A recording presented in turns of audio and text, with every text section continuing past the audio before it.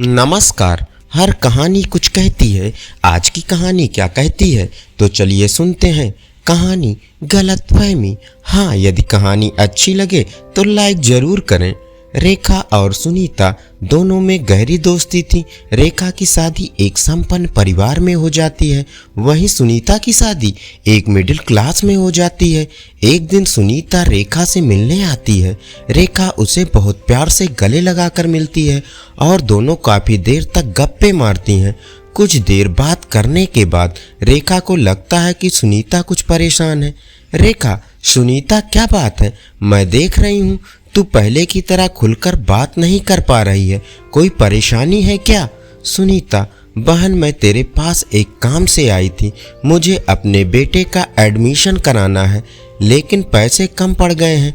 क्या तू मुझे 10,000 रुपये दे सकती है? मैं जल्दी ही वापस कर दूंगी। रेखा, बस इतनी सी बात, इसमें इतना परेशान होने की ज़रूरत क्या है? तू बैठ, मैं आती हूँ। कुछ देर बाद रेखा पैसे लेकर आती है और सुनीता के हाथ पर रख देती है। रेखा, क्या तेरा बेटा मेरा बेटा नहीं है? ये ले पैसे और अच्छे से उसका एडमिशन करा। और हाँ, पैसे जब तेरे पास हों तो आराम से लौटा देना। सुनीता उसे धन्यवाद देकर चली जाती है। इसी तरह कुछ समय बीत जाता है। इस बीच रेखा और सुनीता कई बार मिली, लेकिन पैसों को लेकर कोई बात नहीं हुई। एक दिन रेखा के पति को कुछ पैसों की जरूरत थी। दिनेश, रेखा वो तुम्हारे पास 10,000 रुपये रखे थे, वो देना। आज बैंक बंद है और मुझे किसी को पैसे देने हैं। रेखा, जी वो तो मैंने अपनी सहेली सुनीता को उधार दिए हैं, उसने कहा था जल्दी लौटा देगी। दिनेश, अच्छा कोई बात नहीं, लेकिन क्या तुम्हें लगता है वो पैसे वापस करेगी? रेखा, आप कैसी बात कर रहे हो?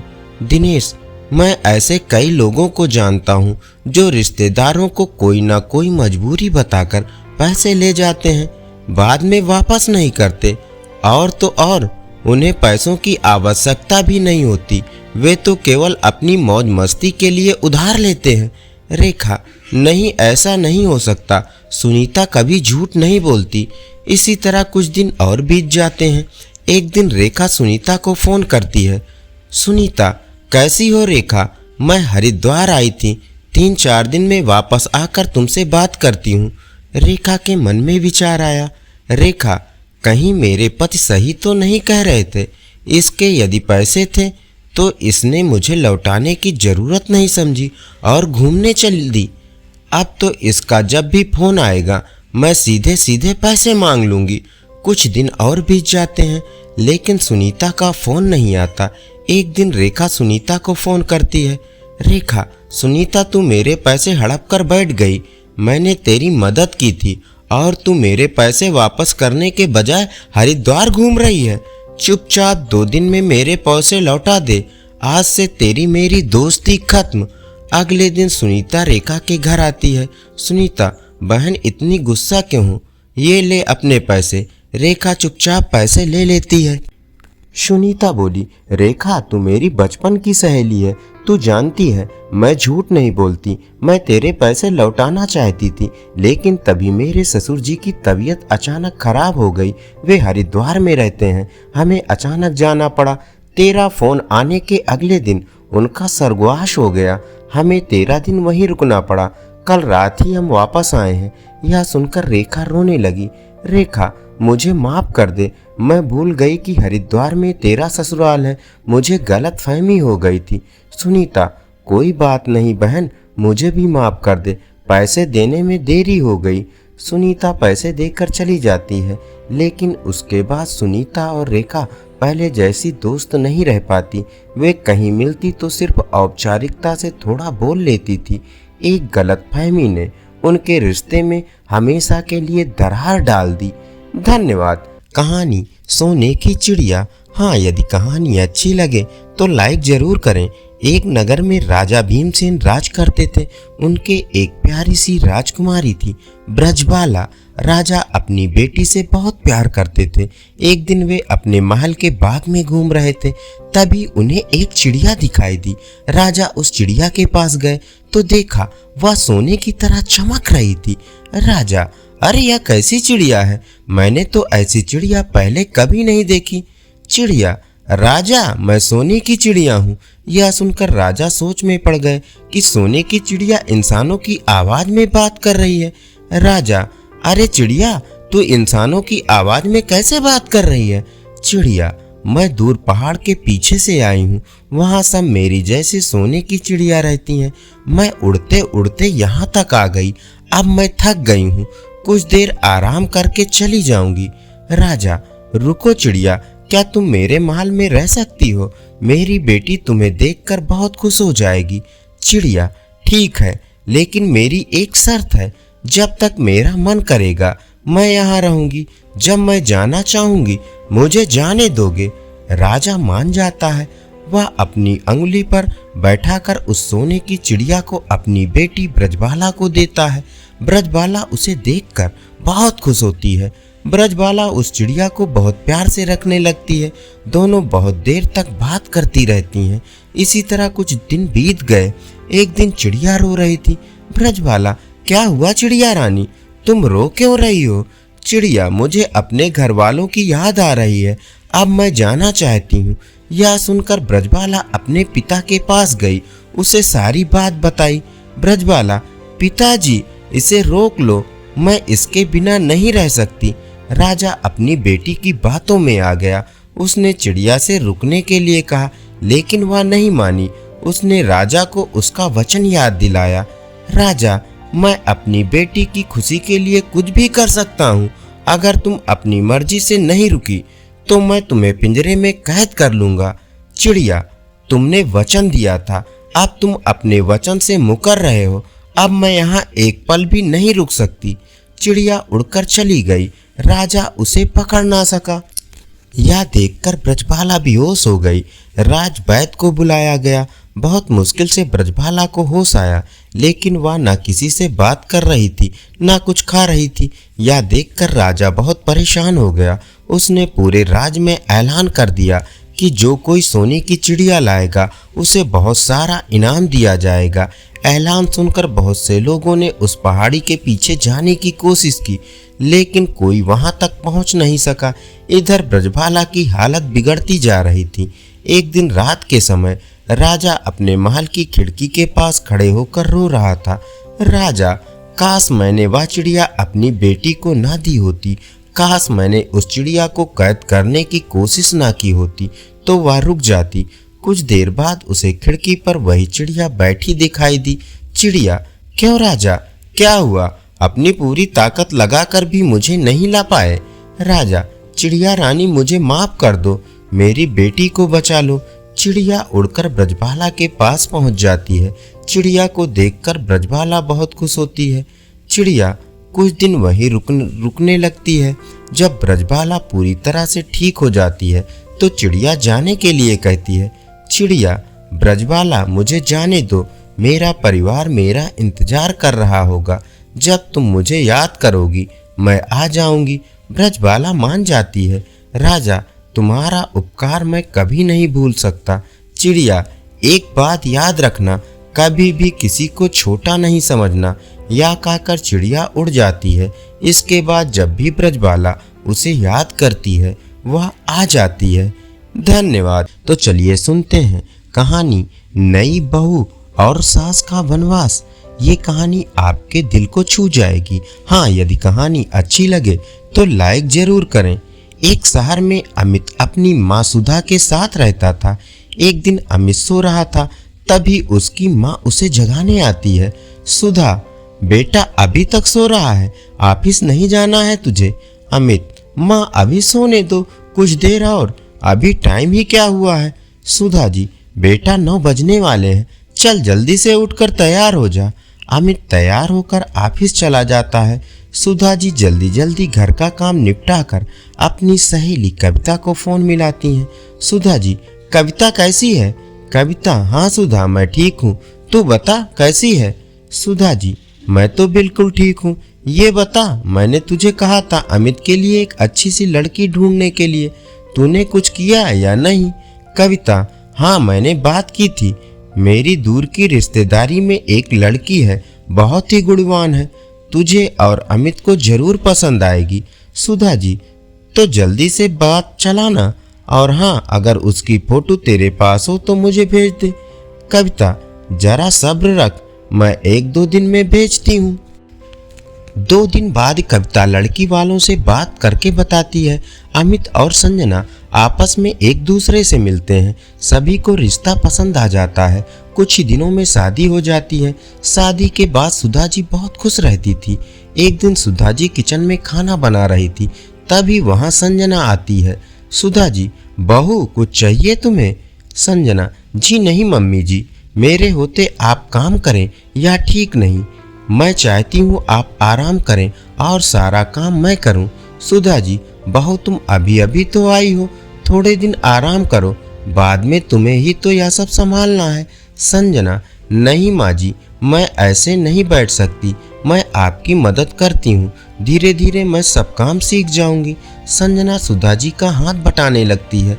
धीरे धीरे संजना पूरे घर की जिम्मेदारी संभालने लगती है। सुधा जी के पास अब कोई काम नहीं बचा था। वे केवल बाजार से सब्जी या अन्य घर का सामान लाती थी।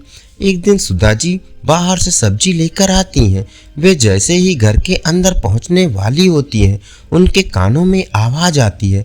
संजना अपनी सहेलियों के साथ बैठी बात कर रही थी। संजना, अमीषा, तू तो बहुत खुश नसीब है जो तेरी सास गांव में रहती है, तू यहाँ मौज मस्ती करती है। एक मैं हूँ जो सारा दिन नौकरानी की तरह काम करती हूँ और मेरी सास मौज में रहती है। अमीषा, यह सब तो तूने ही अपने हाथ में लिया है। संजना, अरे वो तो एक चाल थी अमित को बस में करने के लिए। अगर मैं ऐसा नहीं करती तो वो हमेशा माँ के पल्लू में बंधे रहते। अब तो मुझे उस दिन का इंतजार है जब अमित पूरी सैलरी मेरे हाथों में देंगे। सुधा जी यह सब सुनकर सन्न रह जाती हैं। जिस बहू को वो इतना सीधा समझ रही थी, वो तो उनसे इतनी नफरत करती है। सुधा जी के आते ही सब सहेलियां चुप हो गई। सुधा जी को देखते ही संजना बोली, संजना, अरे माँ जी आप आ गई, मैं अभी अपनी सहेलियों से आपकी तारीफ कर रही थी। सुधा जी चुपचाप किचन में चली जाती हैं। अमीषा, संजना, लगता है तेरी सास ने सब कुछ सुन लिया। संजना, अच्छा है, उनका भ्रम जल्दी टूट जाए। उन्हें भी तो पता होना चाहिए कि बेटे की शादी के बाद उनकी जिंदगी में दखल नहीं देना चाहिए। सुधा जी किचन से सारी बातें सुन रही थी। उनकी आंखों से टप टप आंसू बह रहे थे। वे सीधे अपने कमरे में गई और अपने पति कमलनाथ जी की तस्वीर के सामने फूट फूट कर रोने लगी। सुधा जी, आप ठीक कहते थे कि बच्चों से ज्यादा उम्मीद नहीं रखनी चाहिए। आपने कितना कहा कि घर गृहस्थी छोड़कर अपने पैरों पर खड़ी हो जाओ, लेकिन मैं अपने इकलौते बेटे की परवरिश में सब भूल गई। अब क्या होगा? मैं कहाँ जाऊंगी? बहू तो मेरे साथ रहना नहीं चाहती। सुधा जी पलंग पर लेटी यही सोच सोच कर रो रही थी। अगले दिन अमित के ऑफिस जाने के बाद उन्होंने संजना से बात की। सुधा जी, बहू, मैंने कल तुम्हारी सारी बातें सुन ली। ये सब तुम्हारा ही है, इसमें चालबाजी की क्या जरूरत थी? आज से अमित सैलरी भी तुम्हें देगा। मैं बस घर में शांति चाहती हूँ। संजना बोली, माँ जी, वो आपके रहते तो हो नहीं सकता। मैं अकेले रहना चाहती हूँ, मौज मस्ती करना चाहती हूँ, लेकिन अमित आपके बगैर नहीं रहेगा। सुधा जी को धक्का लगा। वो अपना सर पकड़कर सोफे पर बैठ गई। सुधा जी, बहू, तुम आखिर चाहती क्या हो? संजना, माँ जी, मैं चाहती हूँ कि आप अमित को बिना बताए किसी वृद्धा आश्रम में चली जाएं। अमित को मैं कोई ना कोई बहाना बनाकर समझा दूंगी। आप चाहें तो हमारी खुशियाँ हमें दे सकती हैं। सुधा जी, लेकिन बेटी, मैंने तो कभी तुमसे लड़ाई तक नहीं की। संजना, मैं किसी के साथ एडजस्ट नहीं करना चाहती। आप कल ही चले जाइएगा। जो कुछ आपको ले जाना हो ले जा सकती हैं, लेकिन अगर आपने अमित को इस बारे में कुछ बताया तो अच्छा नहीं होगा। संजना जी जैसे जड़वत हो गई थी।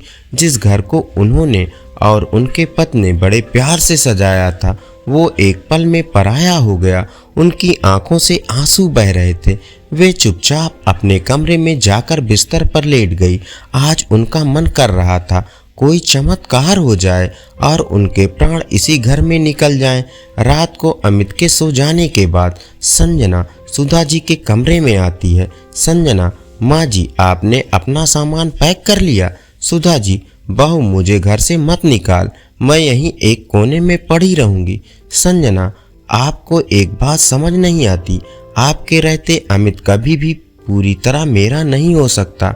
अगले दिन अमित के जाने के बाद संजना सुधा जी के लिए कैब बुक कराकर उन्हें वृद्धा आश्रम भेज देती है। शाम को जब अमित आता है, संजना, अमित, आज मैंने तुमसे पूछे बगैर माँ जी को तीर्थ यात्रा पर भेज दिया।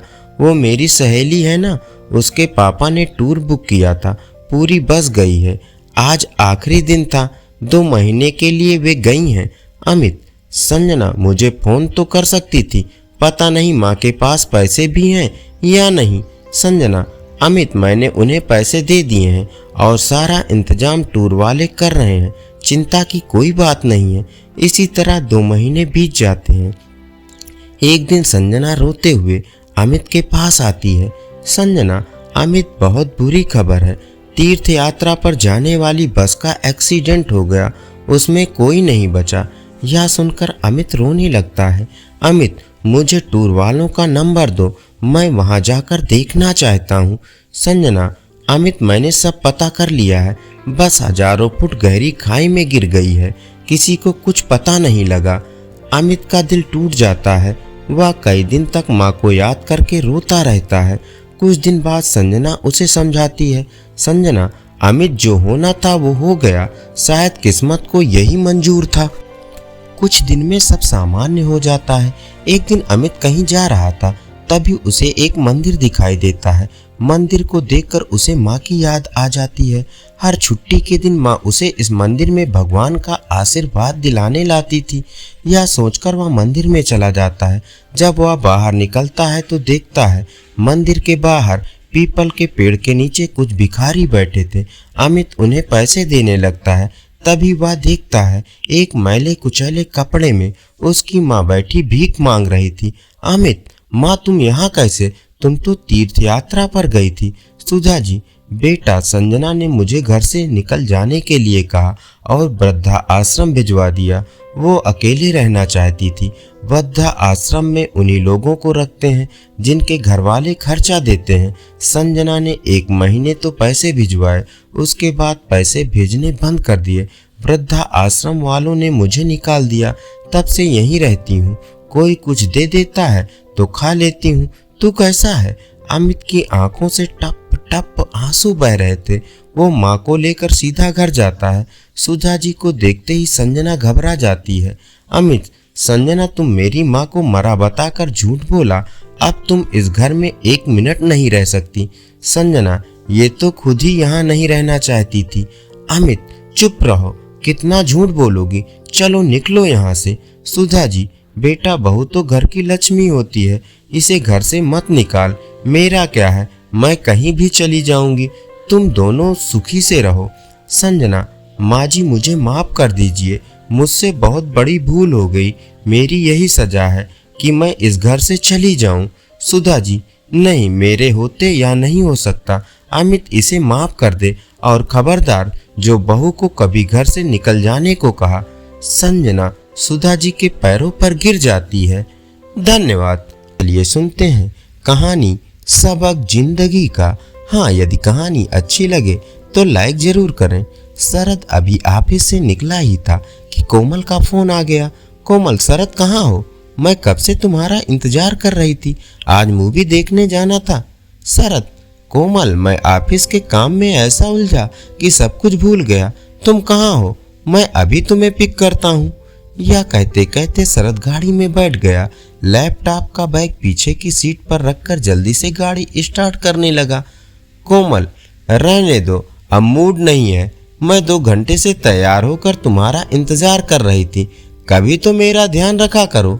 शरद, यार कोमल, बोला ना भूल गया, अब इतनी सी बात के लिए मूड खराब मत करो, चलो डिनर बाहर करने चलते हैं।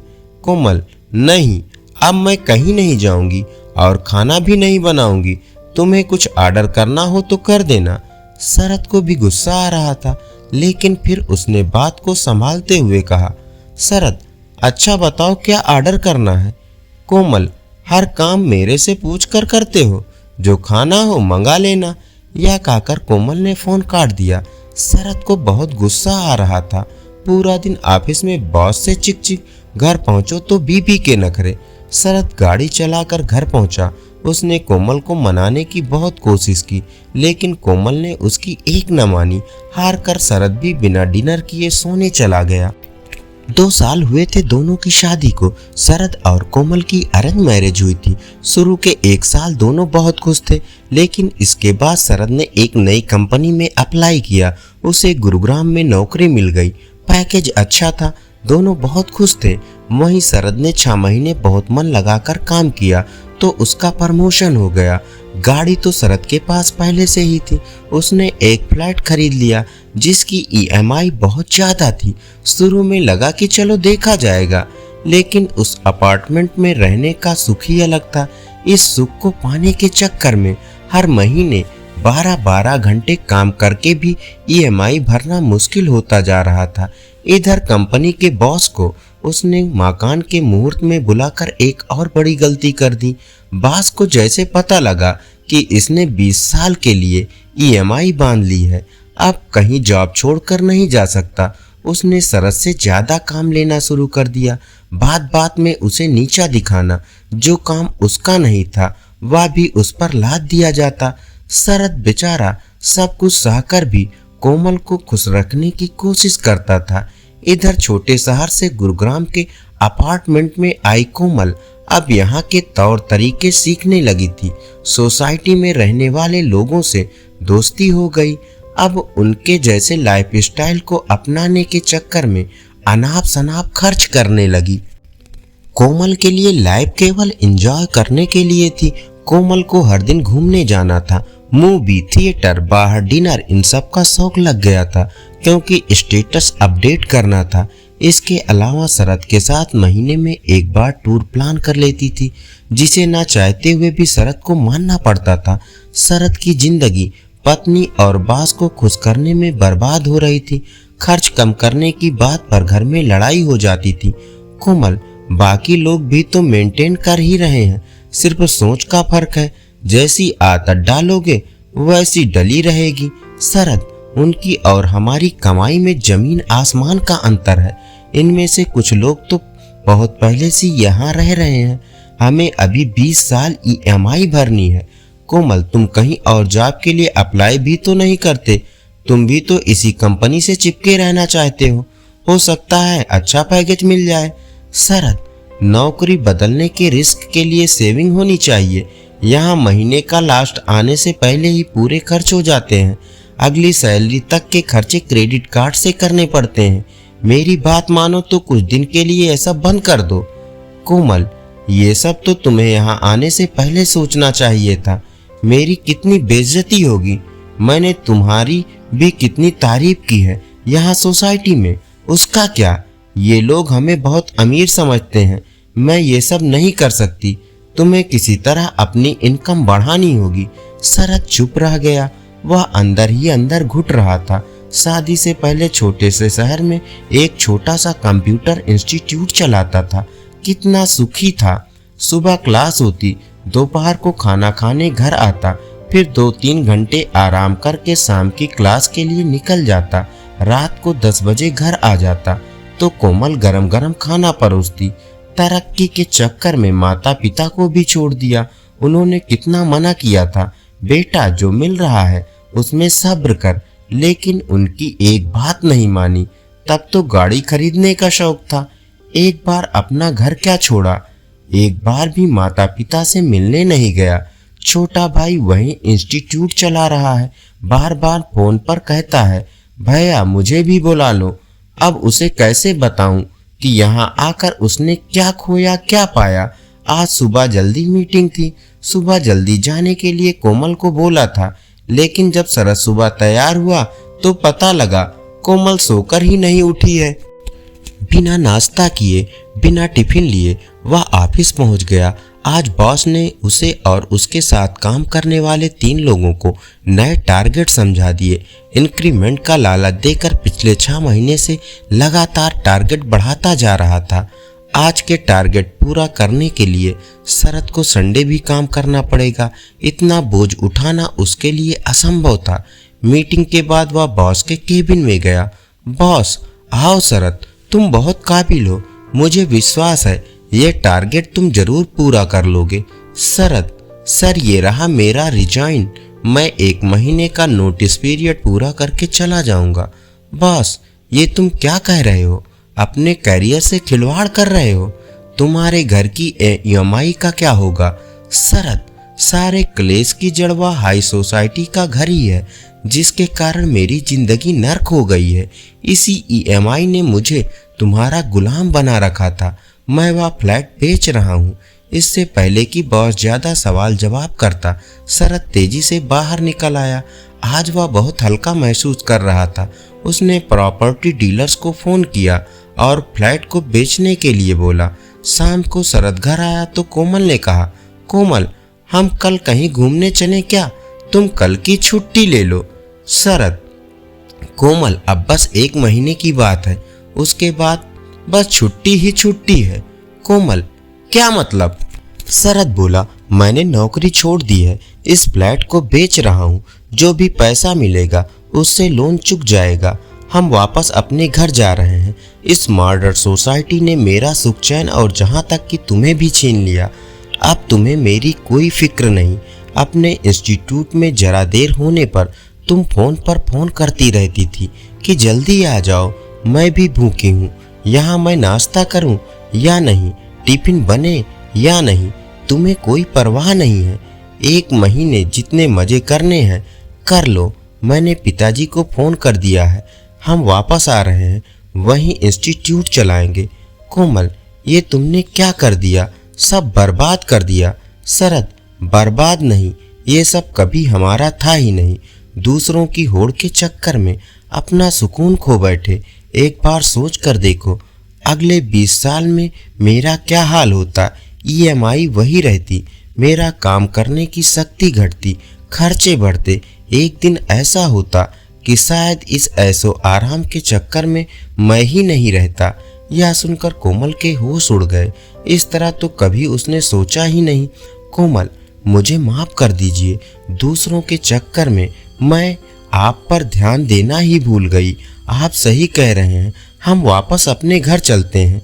1 महीने बाद दोनों अपना सामान बांधकर अपने घर पहुंच जाते हैं। माता पिता बहुत खुश होते हैं। उसके बाद दोनों भाई मिलकर इंस्टीट्यूट चलाने लगते हैं। धन्यवाद। सुनते हैं कहानी नीलम की मौसी। हाँ, यदि कहानी अच्छी लगे तो लाइक जरूर करें। नीलम एक गांव के गरीब परिवार में पैदा हुई थी। उसके माता पिता गांव में एक खेत में मजदूरी करते थे। बहुत ही मुश्किल से गुजर बसर होता था। नीलम 2 साल की थी तभी गांव में बाढ़ आ गई। नीलम के पिता उस बाढ़ में बह गए। नीलम और उसकी माँ किसी तरह बच गई। नीलम की माँ को भी गहरी चोटें आई थी। अस्पताल में नीलम को अपनी बहन बबीता को देते हुए नीलम की माँ ने कहा, बहन, इसे अपनी बेटी बनाकर पालना। यह सुनकर बबीता ने कहा, ऐसा क्यों बोलती हो दीदी, आप ठीक हो जाओगी। यह सुनकर नीलम की माँ के आंसू बहने लगे और कुछ ही देर में उसने अपने प्राण त्याग दिए। बबीता ने अपने पति मोहनलाल जी की मदद से किसी तरह नीलम की मां का अंतिम संस्कार किया और फिर वह नीलम को लेकर शहर चली आई। शहर में उनका छोटा सा फ्लैट था जो कि किराए पर था। मोहनलाल जी एक छोटी सी नौकरी कर शहर में गुजर बसर कर रहे थे। इस पर नीलम के आने के बाद खर्च और बढ़ गया था। 2 साल की बच्ची को पालना भी आसान नहीं था। मोहनलाल जी को यह सब पसंद नहीं आ रहा था। बबीता किसी तरह नीलम को पाल रही थी। कुछ दिन बाद एक दिन बबीता अपने पड़ोस में रहने वाली सहेली सुजाता से बात कर रही थी। बहन, समझ नहीं आ रहा है क्या करूं। इनकी थोड़ी सी तनख्वाह से हमारा ही गुजारा बहुत मुश्किल से होता है। अब नीलम के आ जाने से बहुत परेशानी हो रही है। सुजाता ने कहा, एक काम कर, इसे किसी अनाथ आश्रम में छोड़ा, वहाँ अपने आप पल जाएगी। बबीता बोली, ये क्या कह रही है तू? मेरी बहन की अमानत है। मेरा अपना बच्चा होता तो क्या मैं उसे अनाथ आश्रम में छोड़ देती? यह सुनकर सुजाता ने कहा, मुझे माफ कर दे, ना जाने मैं भी क्या बोल गई। एक काम कर ना, मैं इसे कुछ घंटे संभाल लूंगी, तू कोई काम ढूंढ ले। मेरा मतलब है कुछ घरों में काम करना शुरू कर ले। सुबह साफ सफाई करने का काम मिल जाएगा, इससे इसका खर्च तो निकल ही जाएगा। बबीता ने बोला, तू ठीक कह रही है, अगर तू इसे कुछ देर संभाल लेगी तो मेरी बहुत मदद हो जाएगी। सुजाता ने कहा, अरे ये तो पुण्य का काम है, तू चिंता मत कर। बबीता को एक रास्ता नजर आ रहा था। शाम को उसने मोहनलाल जी से बात की। उन्होंने कहा, जैसा तुम चाहो करके देख लो, नहीं तो इसी किसी को देना ही पड़ेगा। अगले दिन से बबीता काम ढूंढने लगती है। कुछ लोगों से बात करके उसे 2 घरों में काम मिल जाता है। धीरे धीरे समय बीतने लगा। नीलम अब 5 साल की हो गई थी। बबीता अब घरों में पूरे दिन काम करती थी। नीलम अब घर में अकेले रह सकती थी। बीच बीच में सुजाता उसकी देखभाल करने के लिए आ जाती थी। बबीता को मेहनत करके भी एक खुशी मिलती थी। नीलम को वह बहुत प्यार से रखती थी। धीरे धीरे मोहनलाल जी का स्वभाव भी बदलने लगा था। वो भी नीलम को अपनी बेटी मानने लगे थे। बबीता ने नीलम का एक स्कूल में दाखिला करा दिया। दोनों नीलम को बेटी की तरह पाल रहे थे। नीलम जब 14 साल की हुई तो उसे पता लग गया था कि वह अपनी मौसी के घर में पल रही है। बबीता दिन भर काम करती थी। शाम को थक हार कर जब वह घर आती तो वह नीलम से कुछ काम करने के लिए कह देती थी, जिससे नीलम को लगने लगा था कि उसकी मौसी खुद तो सारा दिन घूमती रहती हैं और सारा काम उस पर डाल देती हैं। नीलम के मन में मौसी के प्रति नफरत सी भरने लगी थी। नीलम अब सुजाता से भी बात नहीं करती थी, इसलिए सुजाता ने भी आना छोड़ दिया था। इस तरह समय बीत रहा था। समय के साथ नीलम के मन में बबीता के प्रति नफरत बढ़ती जा रही थी। कुछ दिन बाद तो उसने बबीता को उल्टे जवाब देना भी शुरू कर दिया था। नीलम के मन में एक बात घर कर गई थी कि उसकी मौसी उसे नौकरानी बनाकर काम करवाने के लिए लाई है। पता नहीं उसके माता पिता मरे भी हैं या मौसी ने झूठ बोल दिया। मोहनलाल जी और बबीता को नीलम के इस व्यवहार से बहुत दुख होता था। वे दोनों नीलम को समझाने की कोशिश करते थे, लेकिन वह उन्हें उल्टा ही बोल देती थी। नीलम की पढ़ाई पूरी हो चुकी थी। उसने नौकरी ढूंढनी शुरू कर दी। एक दिन उसने घर आकर बबीता को बताया कि उसे एक कंपनी में नौकरी मिल गई है। बबीता बहुत खुश हुई कि उसने अपनी बहन से किया वादा पूरा किया। नीलम को अभी नौकरी करते हुए कुछ ही दिन हुए थे कि उसने अलग फ्लैट किराए पर ले लिया और वह अलग रहने लगी। जब नीलम जा रही थी तो बबीता ने उसे रोकने की बहुत कोशिश की, लेकिन वह कहने लगी, मैं अब तुम्हारे गुलाम बनकर नहीं रह सकती, इसलिए मैं जा रही हूँ। मोहनलाल जी और बबीता को बहुत दुख हुआ। बबीता ने अब काम पर जाना छोड़ दिया था। उसकी तबीयत खराब रहने लगी थी। इधर नीलम को काम करते करते एक लड़के से प्यार हो गया। दोनों ने शादी का फैसला कर लिया। एक दिन बबीता दवाई लेने डॉक्टर के पास जा रही थी, तभी उसे रास्ते में सुजाता मिली। कैसी है बहन, ये क्या हाल बना रखा है? बबीता ने रोते हुए उसे सारी बात बताई। तब सुजाता ने कहा, अरे मैंने जो नया घर लिया था वहीं पास ही में एक फ्लैट में नीलम रहती है, उसने तो शादी कर ली, तुझे नहीं बताया? यह सुनकर बबीता का दिल टूट गया। वो बहुत ज्यादा बीमार रहने लगी। एक दिन नीलम के पति रोशन किसी काम से जा रहे थे। उन्हें रास्ते में सुजाता मिली। पड़ोसी होने के नाते सुजाता ने नीलम का हालचाल पूछ लिया। तब रोशन ने पूछा कि वो नीलम को कैसे जानती हैं। सुजाता ने रोशन को सारी बात बताई कि कैसे बबीता ने नीलम को पाल पोस कर बड़ा किया। यह सुनकर रोशन को बहुत दुख हुआ, क्योंकि उसे इस बारे में कुछ भी पता नहीं था। रोशन ने नीलम से जाकर इस बारे में पूछा, नीलम, तुम्हारे माता पिता इसी शहर में हैं, तुमने बताया नहीं? नीलम, आपको कैसे पता? वैसे वो मेरी मौसी हैं, जिन्होंने आज तक ये नहीं बताया कि मेरे माता पिता कहाँ हैं। वो तो बस मुझे नौकरानी बनाकर रखना चाहती थी। तब रोशन ने कहा, कोई भी मालकिन अपनी नौकरानी से बिछुड़ने के गम में मरने जैसी हालत में नहीं पहुंच जाती। वो तुम्हारे से बिछुड़ने का दुख सहन नहीं कर पा रही हैं। तुम्हें उनसे माफी मांगनी चाहिए। ये बात सुनकर नीलम ने कहा, ये फिर कोई नई चाल होगी मौसी की। तब रोशन ने कहा, अगर वो उस समय तुम्हें नहीं पालती तो शायद आज तुम जिंदा भी नहीं होती। रोशन की बात सुनकर नीलम को अपने किए पर पछतावा होने लगा। उसने मौसी से जाकर मिलने की सोची। 2 दिन बाद नीलम अपने पति रोशन के साथ मौसी से मिलने गई।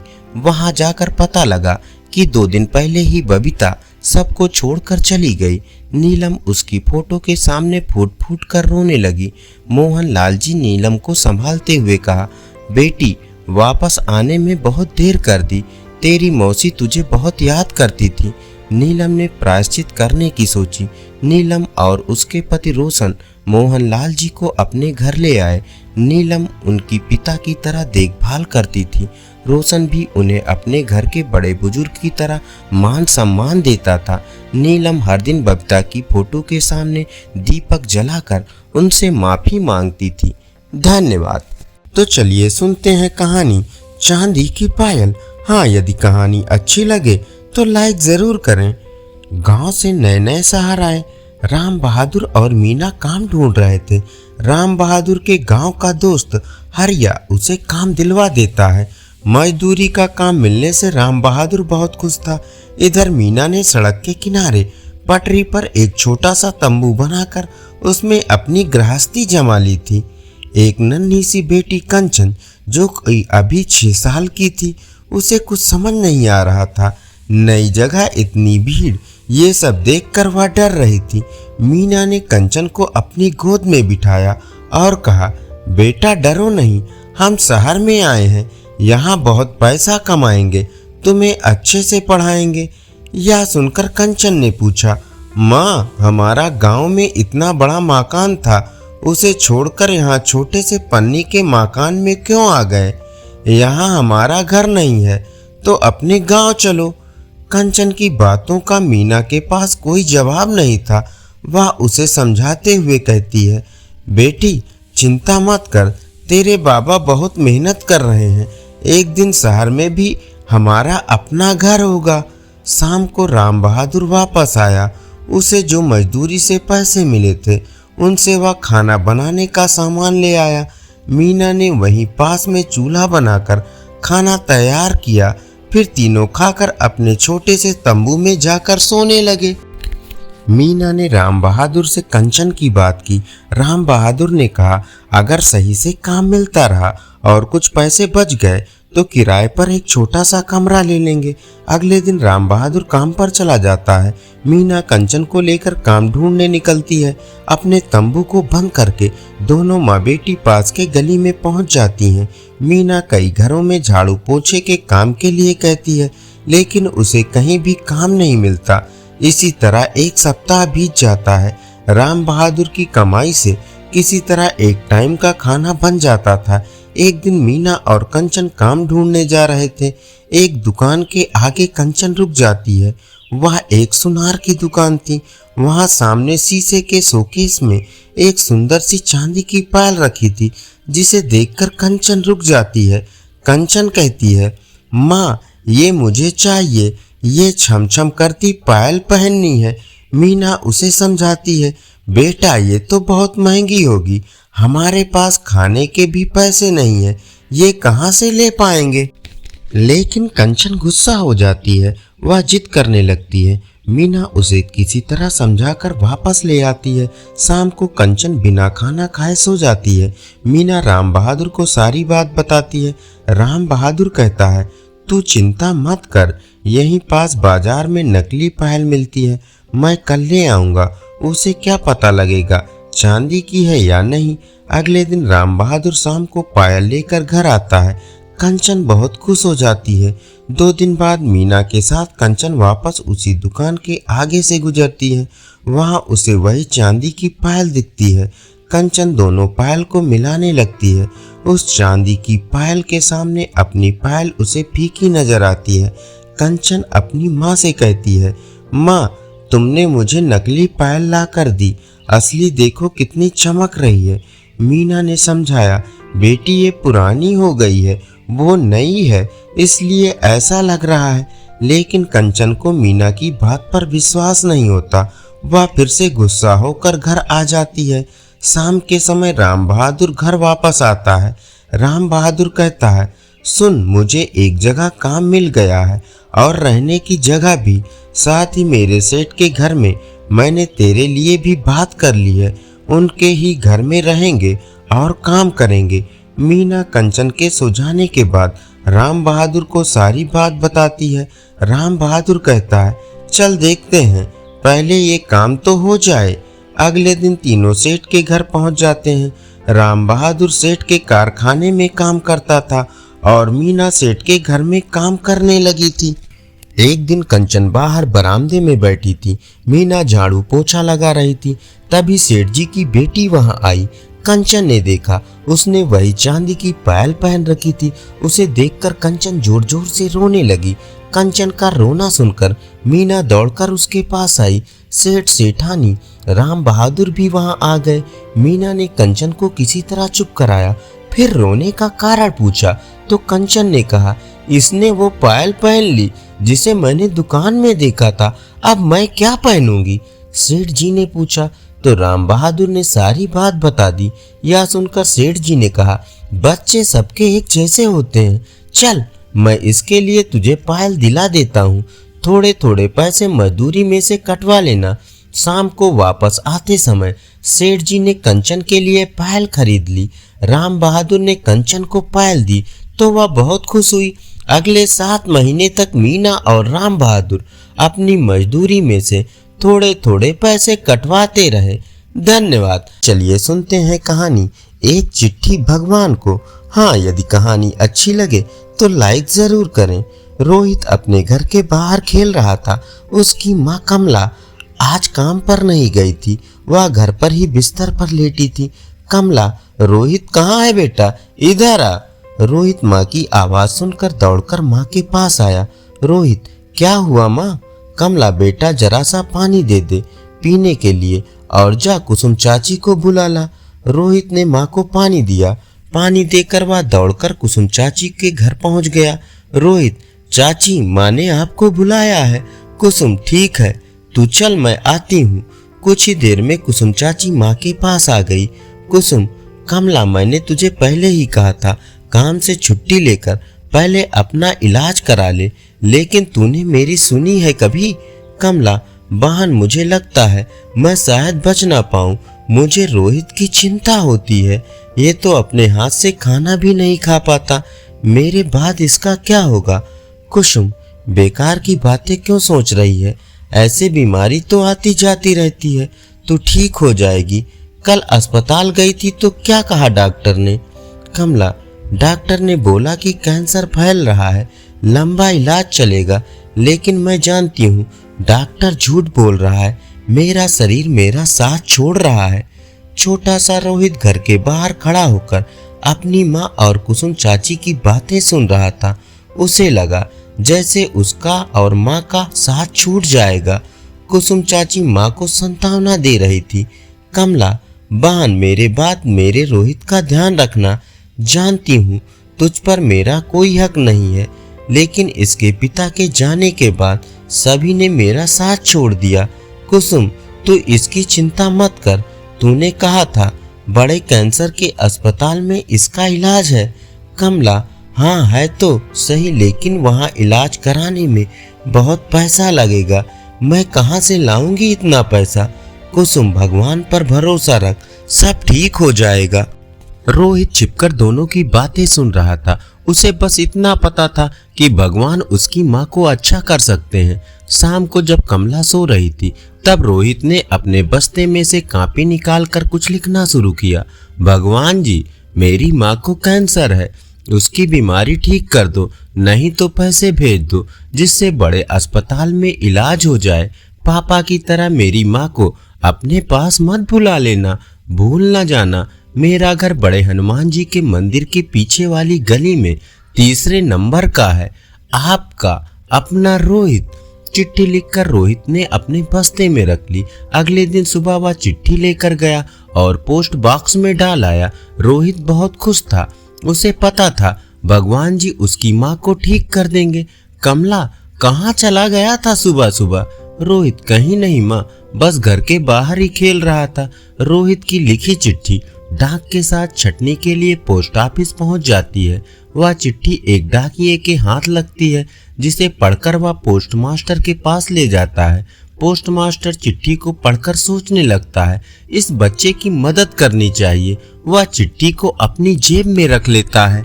शाम को पोस्ट ऑफिस से छुट्टी करके पोस्ट मास्टर अपनी बाइक से घर जा रहा था। रात का समय था, सड़क पर गड्ढे बहुत थे। अचानक एक गड्ढे में बाइक का बैलेंस बिगड़ जाता है और बाइक के साथ पोस्ट मास्टर गिर जाता है। कुछ लोग दौड़कर उसे उठाते हैं। उसके पैर में काफी चोटें आई थी। 2 लोग उसे एक ऑटो में बिठाकर अस्पताल ले जाते हैं। वहां तक जाते जाते वो बेहोश हो जाता है। अस्पताल के सबसे सीनियर डॉक्टर गिरधारी जी उस समय ड्यूटी पर थे। वे पोस्ट मास्टर के पैर पर प्लास्टर लगवाते हैं, उसे इंजेक्शन देते हैं। फिर वो नर्स से कहते हैं, इसे कौन लाया था? नर्स, सर पता नहीं, कुछ लोग इसे यहाँ छोड़ गए हैं, कह रहे थे बाइक से गिर गया है। गिरधारी जी, इसकी तलाशी लो, इसका नाम पता कुछ पता लगे। नर्स तलाशी लेती है। नर्स, सर ये पर्स मिला है, इसमें इसका आई कार्ड है। ये किसी पोस्ट ऑफिस में पोस्ट मास्टर है और साथ ही एक चिट्ठी मिली है। गिरधारी जी, ऐसा करो, आई कार्ड पर जो पता लिखा है उस पर किसी को भेजकर खबर कर दो। उसके बाद गिरधारी जी वह चिट्ठी पढ़ने लगते हैं। अगले दिन गिरधारी जी पोस्ट मास्टर को देखने आते हैं। तब तक उसके घर वाले भी आ चुके होते हैं। गिरधारी जी, अब आप कैसे हैं? पोस्ट मास्टर, ठीक हूँ डॉक्टर साहब, ये प्लास्टर कब उतरेगा? गिरधारी जी बोले, जल्दी उतर जाएगा, हड्डी में फ्रैक्चर नहीं है, हल्का सा क्रैक है, इस पर वजन मत डालना, 15 दिन में सही हो जाएगा। एक बात बताओ, तुम्हारी जेब में एक चिट्ठी मिली है, किसकी है ये? पोस्ट मास्टर, पता नहीं, कल डाक छांटते समय एक डाकिये को मिली थी, उसने मुझे दे दी। गिरधारी जी शाम को अपने दोस्त रोशन के घर पहुंच गए। गिरधारी जी, रोशन, मुझे एक बच्चे की चिट्ठी मिली है, क्या हम उसकी मदद कर सकते हैं? रोशन जी उसी बड़े कैंसर अस्पताल के मालिक थे। रोशन जी, ये कौन है? गिरधारी जी, पता नहीं, ये चिट्ठी कहीं से मुझे मिली है। रोशन जी, बहुत अच्छा किया आपने, मैं कल ही सारा इंतजाम करवाता हूँ, सुबह चलते हैं इस पते पर। गिरधारी जी, हमें इसकी माँ का इलाज करना होगा, चाहे जितना पैसा लगे मैं दे दूंगा। रोशन जी, भगवान ने हमें इसकी मदद के लिए चुना है, पैसे की कोई बात नहीं है, मैं इसका इलाज का भरोसा देता हूँ, कोई कसर नहीं छोड़ूंगा। अगले दिन एक कार कमला के घर के बाहर आकर रुकती है। गली में बच्चे खेल रहे थे। गिरधारी जी, बेटा रोहित का घर कौन सा है? बच्चा इशारे से घर बता देता है। दोनों घर का दरवाजा खटखटाते हैं। रोहित दरवाजा खोलता है। रोहित, आप कौन हो, किससे मिलना है? गिरधारी जी बोले, बेटा आपने यह चिट्ठी लिखी थी, हमें भगवान जी ने भेजा है तुम्हारी माँ का इलाज करने के लिए। रोहित बहुत खुश होता है। रोशन जी और गिरधारी जी कमला को सारी बात बताते हैं। कमला की आंखों से आंसू बहने लगते हैं। वह कुसुम को बुलाकर रोहित को उसके पास छोड़कर उनके साथ अस्पताल के लिए निकल जाती है। कमला का कैंसर अस्पताल में अच्छे से इलाज होता है। 3 महीने बाद उसकी सारी रिपोर्ट नॉर्मल आ जाती है। उसे अस्पताल से छुट्टी मिल जाती है। आज कमला घर आ गई। रोहित, माँ आपको भगवान जी ने ठीक करके भेज दिया, वहाँ पापा मिले थे क्या? कमला, नहीं बेटा, बस भगवान मिले थे, वो भी तेरी चिट्ठी के कारण। धन्यवाद। तो चलिए सुनते हैं कहानी बेटी की जिद। कोमल प्रियदर्शन जी की इकलौती बेटी थी, जिसे वो बहुत लाड प्यार से पाल रहे थे। कोमल 7 साल की थी, लेकिन उसके पिता उसे अभी केवल 2 साल का ही समझते थे। प्रियदर्शन जी का बहुत बड़ा कारोबार था। शहर के बीचों बीच आलीशान कोठी, कई नौकर उनके घर की देखभाल करते थे, कई बड़ी बड़ी गाड़ियां, पैसों की कोई कमी नहीं थी। सुबह कोमल सो रही थी, तभी उसकी मम्मी कविता ने उसे उठाया। कोमल जल्दी से अपने पापा से मिलने आ रही थी, क्योंकि पापा चले जाते हैं, फिर रात को देर से आते हैं। वह सीढ़ियों से उतर रही थी, तभी उसने देखा उसके पापा मैनेजर राधेश्याम को डांट रहे थे। राधेश्याम जी, आपको कितनी बार कहा है कि मुझे काम में लापरवाही नहीं चाहिए, लेकिन आप ठीक से काम ही नहीं कर रहे हैं। ऐसा है तो आपको नौकरी से निकाल देता हूँ। आपके जैसे बहुत से मैनेजर लाइन लगाकर खड़े हो जाएंगे। राधे श्याम जी की आंखों से आंसू छलक रहे थे। उन्होंने गिड़गिड़ाते हुए कहा, सर मेरा बेटा बहुत बीमार था, इसी कारण हॉस्पिटल जाना पड़ा। मुझे काम से मत निकालिए, आगे से ऐसी गलती नहीं होगी। कोमल सीढ़ियों पर खड़े खड़े सब सुन रही थी। थोड़ी देर बात करने के बाद राधे श्याम जी चले जाते हैं। कोमल अपने पापा के पास आ जाती है। उसे देखकर प्रियदर्शन जी बहुत प्यार से कहते हैं, मेरा बेटा आ गया, आज तो बहुत जल्दी उठ गया। क्या बात है बेटी, कुछ उदास सी लग रही हो, किसी ने कुछ कहा क्या? यह सुनकर कोमल ने मुस्कुराते हुए कहा, नहीं पापा, किसी ने कुछ नहीं कहा, बस आप और राधे श्याम अंकल को डांट रहे थे, मुझे अच्छा नहीं लगा, बेचारे रो रहे थे।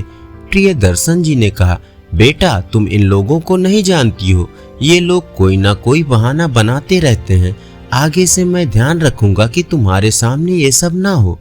प्रियदर्शन जी बातें कर ही रहे थे, तभी कविता ने आकर कहा, चलो आपको ऑफिस के लिए देर हो रही होगी, कोमल को भी तैयार होकर स्कूल जाना है। कुछ देर में कोमल के पापा चले जाते हैं। कोमल भी तैयार होकर स्कूल चल देती है। स्कूल में भी उसका मन नहीं लगता। घर आकर वो मम्मी को सारी बात बताती है। मम्मी हम पैसे वाले हैं तो क्या सब हमारे नौकर हैं? कविता जी ने कहा, नहीं बेटा ऐसा नहीं है, तुम ये सब मत सोचो। रात को कविता जी ने प्रियदर्शन जी से बात की और उन्हें सब बताया। वो बोले, मैं कोशिश करूंगा कि आगे से किसी को भी घर पर ना बुलाऊं। कुछ दिन बाद कोमल का जन्मदिन था। कोमल ने स्कूल की कुछ सहेलियों को पार्टी में बुलाया था। उनमें से एक बहुत गरीब घर की लड़की पायल भी थी। उसके पिता चौकीदार थे। पहले तो उसने मना कर दिया, लेकिन कोमल की जिद करने पर वह आने के लिए तैयार हो गई। दोनों बाप बेटी तैयार होकर कोमल के घर पहुंच जाते हैं। कोमल पायल को देखकर बहुत खुश होती है, लेकिन उसके माता पिता पायल और उसके पिता को देखकर बहुत गुस्सा हो जाते हैं। प्रियदर्शन जी कहते हैं, बेटा ये कैसे लोगों से दोस्ती कर रखी है, इन्हें यहाँ से जाने के लिए कहो, नहीं तो मैं नौकरों से कहकर इन्हें बाहर निकलवा दूंगा। कोमल बोली, क्या हुआ पापा, पायल मेरी सबसे अच्छी दोस्त है। कविता जी कहती हैं, बेटा दोस्ती बराबर वालों में की जाती है, ये हमारे लायक नहीं है। इनकी बातें सुनकर पायल और उसके पिता वापस चले जाते हैं। कोमल को ये सब बहुत बुरा लगता है। वह किसी से बात नहीं करती। अगले दिन से वह खाना पीना सब कुछ छोड़ देती है। शाम तक उसकी तबीयत खराब होने लगती है। उसके माता पिता परेशान हो जाते हैं। वे कोमल को बहुत मनाने की कोशिश करते हैं, लेकिन कोमल नहीं मानती। वे डॉक्टर को भी बुलाते हैं। डॉक्टर कुछ दवाइयाँ देता है, लेकिन कोमल दवा भी नहीं खाती। इसी तरह 2 दिन बीत जाते हैं। कविता जी का रो रो कर बुरा हाल हो जाता है। कोमल बेहोश सी होने लगती है। अपनी बच्ची की ऐसी हालत देखकर प्रियदर्शन जी बहुत परेशान हो जाते हैं। बड़े से बड़े डॉक्टर भी जवाब दे देते हैं। कविता बहुत मुश्किल से कोमल से बात करती है। कोमल उन्हें बस इतना ही कहती है, मम्मी मैं गरीब होना चाहती हूँ, जिससे किसी गरीब का दिल ना दुखा पाऊँ। यह सुनकर उसके मम्मी पापा को गहरा धक्का लगता है। वे समझ जाते हैं कि उनका गरीबों से भेदभाव ही उनकी बेटी के लिए जानलेवा रोग बन गया है। प्रियदर्शन जी अपनी बेटी से कहते हैं, बेटी आज के बाद मैं किसी का अपमान नहीं करूँगा। कविता जी भी उसे समझाती रही। प्रियदर्शन जी उसे छोड़कर स्कूल पहुंच गए। वहां प्रिंसिपल को सारी बात बताई। उसके बाद वे पायल को लेकर उसके घर गए। प्रियदर्शन जी ने कहा, भाई जी मुझे माफ कर दो, मैंने उस दिन आपका अपमान किया था। मेरी बेटी उसी दिन से खाना पीना छोड़कर बीमार पड़ी है। मुझ पर एक एहसान कर दो, मेरे साथ चलो। पायल के पिता पायल को लेकर उनके घर पहुंच गए। पायल ने कोमल से कहा, देख मैं आ गई, तेरे पापा मुझे लाए हैं और अब वे कभी गुस्सा नहीं करेंगे। प्रियदर्शन जी ने कहा, बेटा अब तो कुछ खा ले, देख मैंने अपना घमंड छोड़ दिया है। अब मैं अपनी सारी दौलत गरीबों में बांट दूंगा, तू भी अपनी जिद छोड़ दे। कोमल ने हाँ में सिर हिलाया। उसके बाद डॉक्टर ने कोमल को जूस पिलाया, फिर कुछ खाने के लिए दिया। प्रियदर्शन जी ने पायल के पिता को अपने घर के पास ही में एक घर बनवा कर दे दिया। उस दिन के बाद से उनको जितना भी फायदा होता बस अपने खर्चे लायक रखकर सब दान कर देते थे। बेटी की जिद ने एक पिता को जिंदगी का सबक सिखा दिया था। धन्यवाद। चलिए सुनते हैं कहानी शहर की हवा। हाँ, यदि कहानी अच्छी लगे तो लाइक जरूर करें। नवीन को उसके पिता सुबह 4 बजे उठा रहे थे। बेटा उठ जा, खेत पर चलना है। नवीन को बहुत गुस्सा आ रहा था। उसने कहा, बाबूजी अभी जाकर क्या करेंगे, अभी तो दिन भी नहीं निकला, वहाँ क्या नजर आएगा। नवीन के पिता मोहन लाल जी ने कहा, बेटा यही सही समय है खेत में काम करने का, दोपहर को सो लेना। झुंझलाकर नवीन उठा और पिता के साथ खेत पर पहुंच गया। दोनों बाप बेटे अपने खेत पर काम करने में जुट गए। नवीन को खेत पर काम करना अच्छा नहीं लगता था। वह तो पढ़ लिख कर शहर जाना चाहता था, लेकिन मोहनलाल जी चाहते थे कि उनका बेटा खेती करे। शहर का जीवन उन्हें पसंद नहीं था। सूरज सर पर चढ़ाया था, तेज गर्मी से बुरा हाल था। दोनों बाप बेटे काम अधूरा छोड़कर घर की ओर चल देते हैं। अब शाम को 4 बजे दोबारा काम पर लौटेंगे। रास्ते में एक दुकान के बाहर मोहनलाल जी के पुराने दोस्त रोशन जी मिल गए। उन्हें देखते ही मोहनलाल ने कहा, रोशन यहाँ दुकान पर क्या कर रहा है? रोशन ने कहा, बस कुछ सामान लेने आया था। तू खेत से आ रहा है क्या?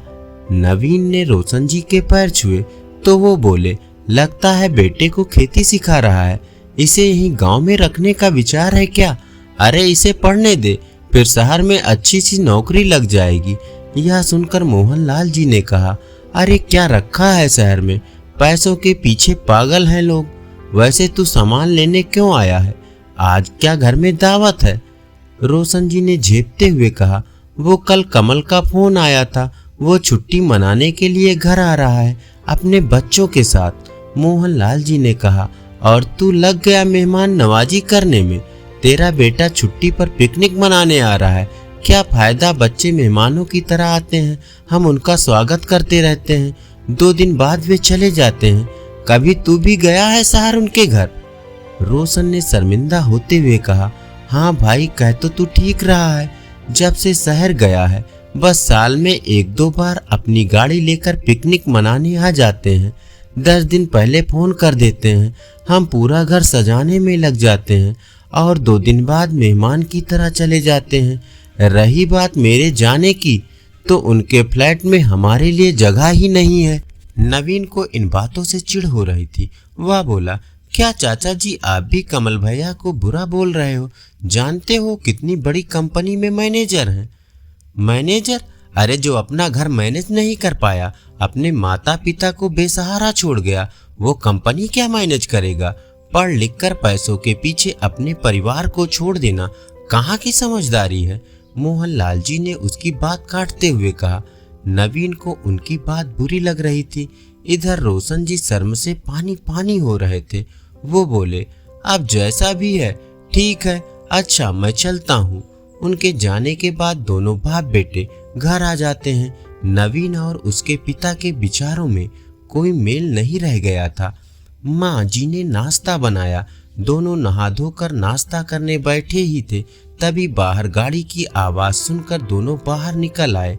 नई चमचमाती गाड़ी में कमल अपनी पत्नी और बच्चों के साथ रोशन जी के घर की ओर जा रहा था। नवीन बोला, देखा, इसे कहते हैं तरक्की, कितनी बड़ी गाड़ी है। मैं अभी कमल भैया से मिलकर आता हूँ। मोहनलाल जी ने कहा, अरे नाश्ता तो करता जा। लेकिन नवीन उनकी बात सुने बगैर रोशन जी के घर की ओर चल दिया। मोहनलाल जी ने कहा, बिमला सुन, तेरे बेटे पर शहर का रंग चढ़ रहा है, यह भी एक दिन हमें छोड़कर भाग जाएगा। बिमला जी ने कहा, कहाँ जरा से बच्चे के पीछे पड़ गए, अभी तो वो 8वीं में ही पढ़ रहा है। मोहनलाल जी बाहर पेड़ के नीचे खाट बिछाकर आराम करने लगे। बिमला जी अपने काम में लग गई। इधर नवीन कमल भैया से मिलकर आया। वह बहुत खुश था। कमल भैया ने उससे कहा, नवीन तू पढ़ लिख कर शहर आ जा, मैं तुझे कहीं ना कहीं फिट कर दूंगा। यहाँ गांव में क्या रखा है? नवीन भी बड़ी गाड़ी और शहर में अच्छी नौकरी के सपने देखने लगा। 2 दिन बाद कमल तो चला गया, लेकिन नवीन के मन के तार झकझोर गया। वह अब खेत पर नहीं जाता था, बस पढ़ाई में मन लगा रहा था। उसे जल्द से जल्द शहर जो जाना था। इधर उसके पिता मोहनलाल जी नवीन को लेकर चिंता में रहने लगे थे। इसी तरह समय बीत रहा था। कुछ सालों बाद नवीन की ग्रेजुएशन पूरी हो गई। अब वह बस शहर जाना चाहता था। वो रोशन जी के घर गया और बोला, चाचा जी मुझे नवीन भैया का नंबर दे दो, उनसे बात करनी है। वो मेरी नौकरी लगवाने की बात कर रहे थे। रोशन जी बहुत बीमार थे। उन्होंने कहा, बेटा जानता है तेरे पिताजी ठीक कह रहे थे। मैं पिछले 1 साल से बीमार हूँ। कई बार बेटे को फोन कर चुका हूँ, लेकिन एक बार भी मुझसे मिलने नहीं आया। उसके पास मेरे लिए टाइम ही नहीं है। लेकिन नवीन को कुछ समझ नहीं आ रहा है। वह बोला, कोई बात नहीं चाचा जी, मैं कमल भैया से बात करता हूँ, वो जरूर आएंगे और फिर मैं भी उनके साथ चला जाऊंगा। नवीन ने नंबर लेकर फोन किया। दूसरी तरफ से कमल ने फोन उठाया। कौन? भैया मैं नवीन बोल रहा हूँ, आपके गांव से। वो आपने नौकरी के लिए कहा था। कमल ने कहा, मेरा उस गांव से और गंवार लोगों से कोई मतलब नहीं है। मैं अगले महीने कनाडा जा रहा हूँ।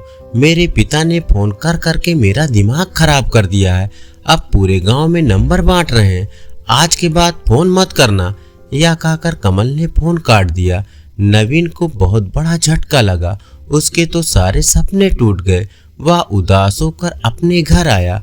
मोहनलाल जी ने कहा, क्या हुआ, हो गई कमल से बात? नवीन ने सारी बात बता दी। यह सुनकर मोहनलाल जी ने कहा, जानता है उसने यह सब क्यों कहा? जब 1 साल पहले वह आया था तो अपना घर और खेत बेचना चाहता था। रोशन ने ये सब बेचने से मना कर दिया। बस इतनी सी बात पर माँ बाप से रिश्ता तोड़ लिया और वही गुस्सा उसने तेरे ऊपर निकाल दिया। पैसों की भूख ने उसे अंधा बना दिया है। यह सुनकर नवीन को भी बहुत बुरा लगा। लेकिन पापा इस जमीन को बेचना क्यों चाहते हैं कमल भैया? मोहनलाल जी ने कहा, मैंने रोशन के कहने पर शहर जाकर पता किया था। उसकी नौकरी छूट गई थी। किस्तों पर फ्लैट और गाड़ी ले रखी थी। उसे ही भरने के लिए पैसे चाहिए थे और फिर वो विदेश जाने के चक्कर में था। बाकी बचे पैसों से विदेश में जाकर सेट होना चाह रहा था। वो तो मैंने रोशन को समझाया, वरना इस उम्र में खेत मकान बेचकर बेटे के पीछे पीछे भागता रहता और वो नालायक इसे धक्के मारकर सड़क पर भीख मांगने को मजबूर कर देता। अब 1 साल से अपने बाप को देखने भी नहीं आया। नवीन के सर से शहर जाने का भूत उतर चुका था। वह मोहनलाल जी के गले लगकर रोने लगा। बाबूजी मुझे माफ कर दीजिए, मैं अब यहीं रहकर नए ढंग से खेती करूंगा। मोहनलाल जी और बिमला नवीन की बातें सुनकर बहुत खुश हुए। मोहनलाल जी ने कहा, चल मेरे साथ रोशन जी के घर चलते हैं, उनका भी तो ध्यान रखना है। उससे कहता हूँ कि मेरा बेटा अब शहर नहीं जा रहा है और तेरा भी ध्यान रखेगा। नवीन रोशन जी के घर गया। फिर कुछ देर बाद उन्हें लेकर शहर पहुँच गया। वहाँ उनका अच्छे से इलाज करवाया। कुछ दिन में रोशन जी बिल्कुल ठीक हो गए। नवीन अपने दोस्तों को भी शहर जाने से रोका। सब ने मिलकर नए तरीके से खेती शुरू की। कुछ ही सालों की मेहनत से नवीन ने गांव में नया घर बना लिया, बड़ी सी गाड़ी ले ली। अब वो अपने परिवार के साथ रोशन जी का भी ध्यान रखने लगा था। कुछ ही दिन में नवीन की शादी हो गई। आज नवीन और उसके दोस्त गांव में रहकर तरक्की कर रहे हैं और अपने आसपास के लोगों को प्रोत्साहन दे रहे हैं कि वे शहर न जाएं। धन्यवाद। ये सुनते हैं कहानी आलस की कीमत। दिन के 12 बज रहे थे, लेकिन सोहन अभी भी सो रहा था। उसकी माँ सुमित्रा ने आवाज दी, उठ जा बेटा, देख सूरज सर पर चढ़ आया है, कब तक सोता रहेगा? लेकिन सोहन पर कोई असर नहीं हुआ। वह चादर से मुंह ढककर दोबारा सो गया। कुछ देर बाद उसे खाने की खुशबू आने लगी। दाल में तड़का लगते ही उसे जोर की भूख लगने लगी। सोहन उठा और सीधा माँ के पास रसोई में पहुंच गया। सोहन, माँ क्या बनाया है? सुमित्रा, पहले जाकर नहा, फिर आना रसोई में, दाल चावल बनाए हैं। दाल चावल सोहन को बहुत पसंद थे। वह फटाफट आंगन में गया और हैंडपंप से बाल्टी भरने लगा। इसी बीच उसे याद आया कि उसने दांत तो मांजे ही नहीं। उसने फटाफट मंजन लेकर दांतों को रगड़ लिया और मग्गा साबुन लेकर बैठ गया नहाने। जल्दी से नहाकर कपड़े पहनकर रसोई में पहुंच गया। तब तक खाना तैयार हो चुका था। माँ ने खाना परोस दिया। खाना बहुत ही स्वादिष्ट बना था। सोहन ने भरपेट खाना खाया। वह खाना खाकर उठा तो माँ ने टोक दिया, सुमित्रा अब कहाँ चल दिए? सोहन, माँ लगता है खाना कुछ ज्यादा ही खा लिया है, बहुत तेज नींद आ रही है, मैं तो सोने जा रहा हूँ। सुमित्रा, हे भगवान, अभी 1 घंटे पहले ही तो सोकर उठा है, तुझे बस सारा दिन यही एक काम है, उठो खाओ और सो जाओ। तुझे पता है तेरे पिताजी खेत में कितनी मेहनत करते हैं, तब हमें 2 वक्त की रोटी मिलती है, कुछ नहीं तो जाकर उनकी मदद ही कर दिया कर। उनके लिए खाना ले जा, मैं अभी तैयार कर रही हूँ। सोहन पर तो जैसे दुखों का पहाड़ टूट पड़ा। सोहन, माँ तुम्हें पता है इतनी धूप में पहले एक बार मैं खाना देने गया था, आकर कितना बीमार पड़ गया था, तुम ही चली जाना, मैं तो सोने जा रहा हूँ। सुमित्रा को बहुत गुस्सा आया। इससे पहले वह कुछ बोलती, सोहन तेजी से अपने कमरे में जाकर सो गया। सुमित्रा खाना लेकर खेत पर पहुंची। कबीरदास बहुत मेहनत से खेत जोत रहे थे। सुमित्रा, सुनो जी, पहले खाना खा लो। कबीरदास, अरे तुम इतनी धूप में क्यों परेशान होती हो, सोहन के हाथ से खाना भेज देती। सुमित्रा, हमारे तो भाग्य ही फूट गए हैं, ऐसा आलसी बेटा मिला है, बस खाता है और सो जाता है, भगवान जाने इस लड़के का क्या होगा। कबीरदास, चिंता मत करो, एक दिन सब ठीक हो जाएगा। सोहन के माता पिता सोहन की आदत से बहुत परेशान थे। वो कोई भी काम नहीं करता था, बस सारा दिन सारी रात सोता रहता था। एक दिन सोहन के पिता ने कहा, बेटा मैं खाद और यूरिया लेने शहर जा रहा हूँ, 2 दिन लग जाएंगे, फसल तैयार होने वाली है, तू सुबह खेत पर चले जाना और सारा दिन वहीं रहना, शाम को खाना खाकर रात को वहीं सोने चले जाना, कहीं कोई जानवर खेत में न घुस जाए या कोई हमारी फसल को नुकसान न पहुंचा दे। सोहन बोला, पिताजी मुझसे ये सब नहीं हो पाएगा, आप माँ को बोल दीजिए।